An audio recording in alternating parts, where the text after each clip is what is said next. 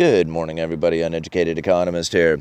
Went to the mini mart to go get myself a cup of coffee this morning. I realized they still had the paper up from Saturday. This is coming from the Daily Astorian. This is my local paper. It says, "For timber, a steady decline in jobs." Goes on to say here in the paper, the Oregon Forestry Resource Institute estimates that each 1 million board feet of timber harvested translates to 11 jobs in logging, millwork, pulp mills, and other areas of forestry pipeline. So it was a pretty interesting article. What it really is talking about is during the financial crisis, there was a lot of the mills shut down here in Oregon. And when they went to go reopen up, they had pretty much updated all the equipment and went into a lot of automation. And there wasn't nearly as many mill jobs after the financial crisis as when these mills after the automation had to come in. This is, what is it, Mike Kolofsky, the Institute's director of forestry. He had this to say: almost all the timber in Oregon goes to lumber. So when housing starts went from 2 million a year to 500,000, that affected lumber greatly. The wood we grow, that's what it's best for, is building. So yeah, during that financial crisis, like I said, there was like a whole lot of mills shut down.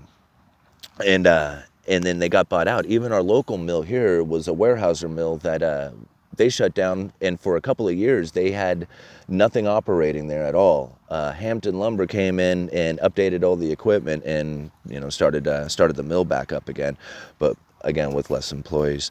Where is it here? What were some of the other quotes that I found interesting?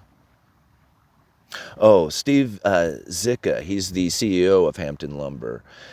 He goes on to say like this: most of the mills today run 2 shifts, 40-hour shifts, he said.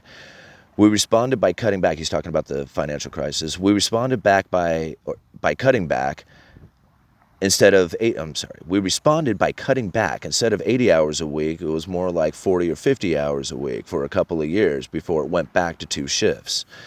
So what else did I find interesting in this thing? Oh, paper mill as well. We have a paper mill, Wana. And so it's kind of, yeah, we have Hampton Mill towards the coast, and then inland a ways we have Wana Mill. And it says, what did it go on to say about Wana? Oh, Zicka. Sorry, let me talk about Zicka a little bit more, the CEO from Hampton, because he goes on to say like this: of the decrease in sawmill employment, probably 10 to 20% relates to innovation over the last 20 to 30 years, he said. And the rest of it relates to the federal forestry being off limits. And he goes on to say that, what was it? Oh, it kind of gets into some political stuff in here, because basically there's a lot of regulations that are in the works as far as the way forestry and timber products are going to be handled.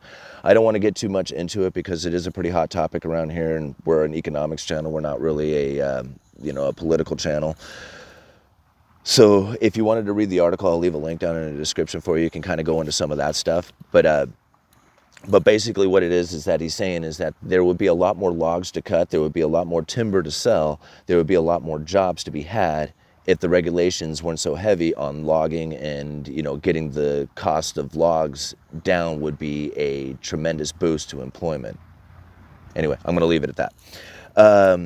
But then it goes on to talk about paper mills, and so that's what I really wanted to kind of end this with, is that this Wana paper mill has Christy Ward, who is the spokeswoman for Wana Mill, and she said it like this: competition has increased immensely in the paper industry, including both foreign competition and new domestic competitors, which has led to the removal of less competitive equipment over the years at our mill.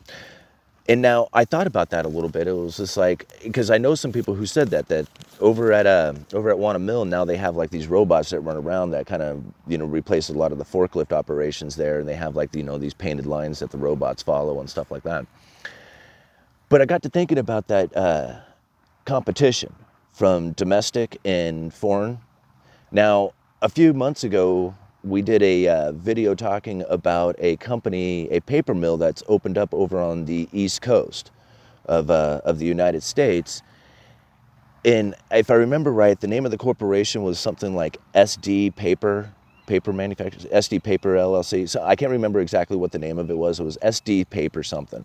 Anyway, that happens to be a Chinese-owned company. It's called Seven Dragons Paper. They're one of the world's largest paper producers out there. And they opened up a mill inside of the United States over on the East Coast. And so I'll try and find the link to that video, and I'll put it down there in the description for you guys. But yeah, I found this to be a pretty interesting article. I thought I would share it for you. So yeah, that came out of my local paper. Uneducated economist, you guys let me know.